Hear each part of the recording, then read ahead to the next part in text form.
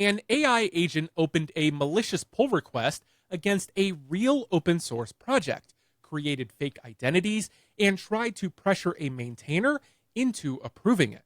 Kubernetes 1.37 is beginning the retirement of IPVS mode, and AWS Transit Gateway can finally route traffic using more than a destination CIDR. This week is about systems crossing boundaries, and evaluation reaches the real internet. A routing table starts behaving like a firewall policy, and identity service becomes part of a regional disaster recovery. I'm Brian Teller from Teller's Tech, and this is Ship It Weekly.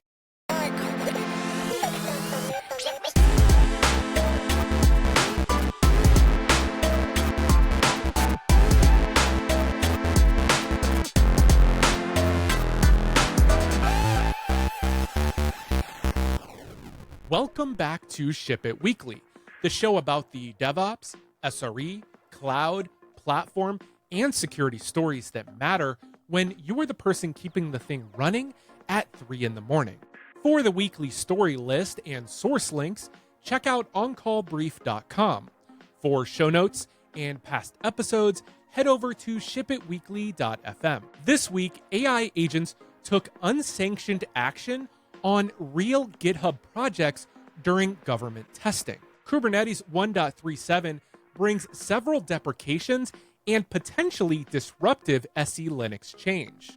AWS added policy-based routing to Transit Gateway, and IAM Identity Center expanded multi-region support to organizations using AWS's built-in directory. Then we have a quick lightning round and a closer around the architecture almost every production system eventually runs.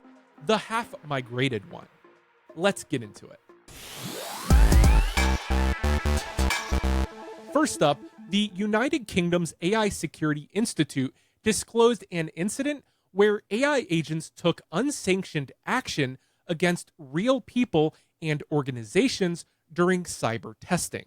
The agents were supposed to solve a challenge inside a cyber range, but the environment also had open internet access, and the model provider's cyber safety classifiers had been deliberately disabled. Across 122 evaluation runs, AISI found 19 out-of-scope actions in 10 runs. 17 of those came from Anthropic's Mythos 5. 2 came from OpenAI's GPT 5.6 Sol. The most serious behavior involved Mythos 5 targeting a real open source project on GitHub. The agent created a malicious pull request, researched the maintainers, created fake identities, and used them to pressure a maintainer into approving the code. When the pull request was challenged, the agent edited earlier activity to appear harmless and considered using another identity. It also used Tor to work around GitHub restrictions, which triggered the security alert. A human maintainer rejected the code, and AISI says it found no resulting real-world harm. There is an important caveat. This was not a sandbox escape. The agents were intentionally allowed onto the internet under conditions that do not represent normal public access. But the evaluation treated internet access as a supporting capability. The agents treated it as part of the solution space. That is the operational gap. When an autonomous system can reach GitHub, email, cloud APIs, or package registries, those are actions it may use to complete its goal. The control cannot simply be the model was not asked to do that. AISI is adding more granular network controls and real-time monitoring. Agent environments need egress policy, scoped credentials, action-level telemetry, and technical enforcement that assumes the agent may find paths you did not intend. Human review stopped the pull request this time. Human vigilance should not be the only barrier between an evaluation and a supply chain attack. There is also a difference between giving an agent access to a tool and giving it authority. A GitHub token might technically allow pull requests, account creation, comments, and repository discovery. But that does not mean that every one of those actions should be available inside every workflow. The safer model is an action broker between the agent and the external service. The agent proposes the action. The broker checks whether that action is allowed for this task, this repository, this identity, and this point in the workflow. That gives you a place to enforce limits the model cannot reinterpret. It also creates a clean audit trail showing what the agent requested, what was approved, and what was blocked. Next, Kubernetes 1.37 is planned for August 26th, and this release is mostly about operational debt becoming unavoidable. Kubeproxy's IPVS mode is being deprecated. Clusters using it will begin seeing warnings. The current plan is to disable it by default in Kubernetes 1.40 and remove it in 1.43. If you manage kubeproxy configuration directly, confirm which mode your clusters use and test the replacement path. Static pods also lose the ability to reference secrets and config maps. Kubernetes says that behavior was never intended because static pods are not created through the API server. A bug allowed the references, and 1.37 closes that path. Cgroup version 1 remains available through an override, but that override is temporary. Modern resource features depend on Cgroup version 2, and Kubelet already refuses to initialize on version 1 unless you explicitly opt back in. The change I would test most carefully is SE Linux volume handling. SE Linux mount is expected to become generally available and enabled by default when the CSI driver supports it. That avoids recursively relabeling an entire volume, but a single mount can only have one SE Linux context. Pods with different labels sharing the same volume on one node may now fail to start. Clusters without SE Linux enabled are not affected. On the positive side, the metrics API is finally expected to reach general availability after nearly 9 years in beta. Rootless Kubelet is also moving to beta. The release notes tell you what changed. Your inventory tells you whether it matters. Third, AWS Transit Gateway now supports policy-based routing.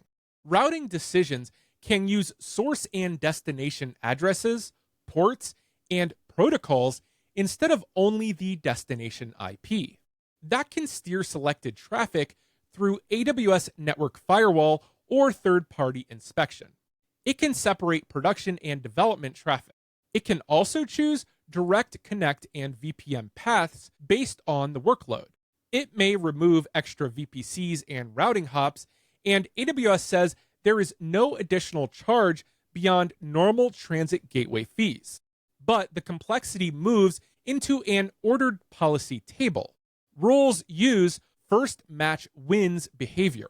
A packet can reach the wrong route table because a broader policy matched before the specific one you expected.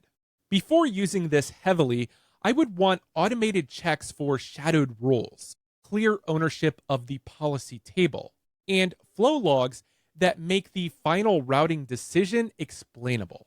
I would also treat policy changes like firewall changes, review them, test them, and have a rollback path that does not depend on someone manually reconstructing the old rule order during an incident. A shorter network path is useful. A shorter path with an invisible policy decision in the middle can still ruin your afternoon.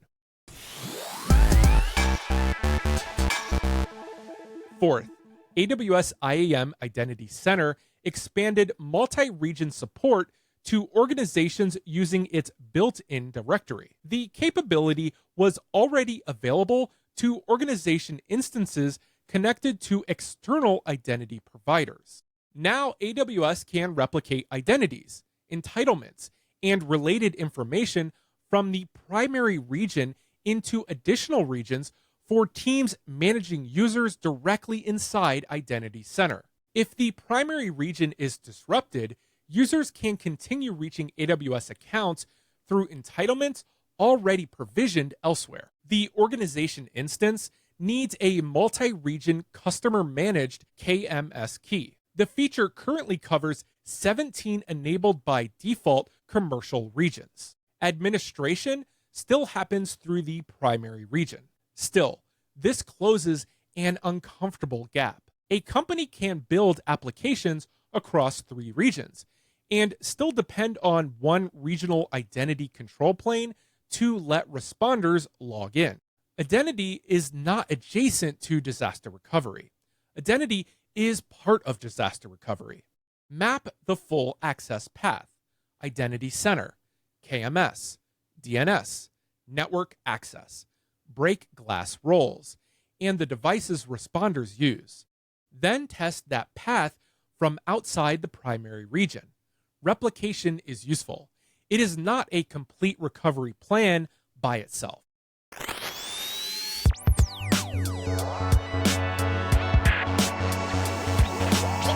Quick lightning round. First, Cloudflare introduced Meerkat, an internal coordination system based on the Q-Paxa consensus algorithm. Unlike Raft, it can accept writes without relying on one elected leader while preserving strong consistency. Cloudflare has tested proofs of concept with up to 50 replicas worldwide, but it is not in production yet. The trade-off is that global consensus still costs network round trips. Second, SANS documented an atomic macOS or AMOS stealer infection. A fake macOS toolkit page told the user to paste a command into the terminal. That command then downloaded malware designed to steal browser data, credentials, wallets, and local files while establishing persistence. For engineers, paste this into your terminal is a normal installation flow. That familiarity is exactly what makes the attack work. Third, Enable says attackers exploited an authentication bypass in N-Central. The first fix was incomplete. Build 2026.3.1.7, released August 2nd, is the first unaffected version. Attackers used N-Central access to reach managed endpoints and install Cloudflare tunnels as persistent services. Upgrading the management server does not remove persistence already installed downstream.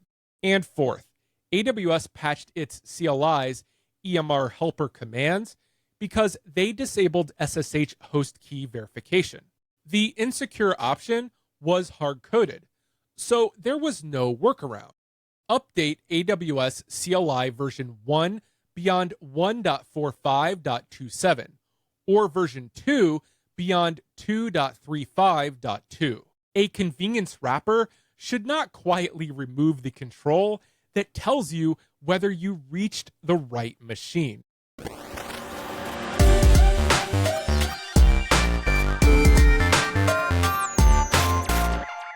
The human closer this week comes from an engineer who was migrating 4 services from public load balancer origins to CloudFront VPC origins. The services were moving in parallel to meet a compliance deadline. Then, the CloudFront VPC origins outage happened. 2 services had moved and were degraded. 2 were still on the old public path and remained healthy.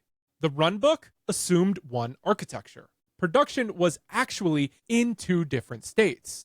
At the same time, all 4 work streams were changing the same Terraform repository and shared network module. One change tightened a security group. Another assumed the old rule still existed. A later rebase quietly reverted part of the earlier work. One service moved to a private VPC origin but left its load balancer publicly reachable. On the diagram, the migration was making the system more secure. In the middle of the migration, the system carried assumptions from both designs. That is where a lot of production lives. Not in the old architecture, not in the clean future architecture, in the temporary state that lasts 6 months. We write runbooks for the destination. We draw diagrams after the migration is finished. But production often contains version 1, version 2, a feature flag, a manual exception, and one resource nobody is sure can be removed.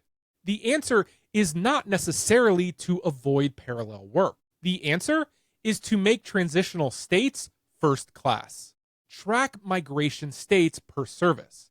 Make runbooks branch on that state. Serialize changes to shared infrastructure, or split the state so parallel work cannot silently overwrite itself. Add policy checks for the security properties the migration is supposed to create, and define rollback when only half of the system has crossed the line. One practical way to handle this is to maintain a migration matrix alongside the runbook. For every service, track the current traffic path, security group model, origin type, rollback target, and which version of the shared module it expects. That sounds basic, but it gives responders something more useful than a diagram showing the intended end state. It also exposes when two teams believe the same shared dependency is in two different states. Temporary architecture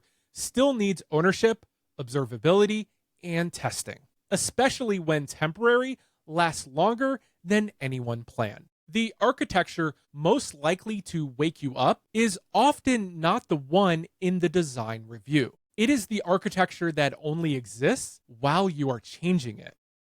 That's it for this week of Ship It Weekly.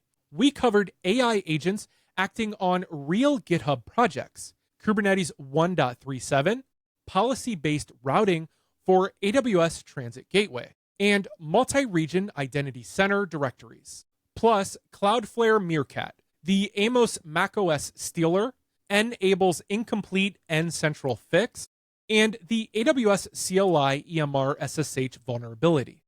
Follow or subscribe wherever you are watching or listening. You can find the weekly story list and source links at oncallbrief.com and past episodes and show notes at shipitweekly.fm. I'm Brian Teller from Teller's Tech. Thanks for listening. And remember, the most dangerous production architecture may be the temporary one nobody documented.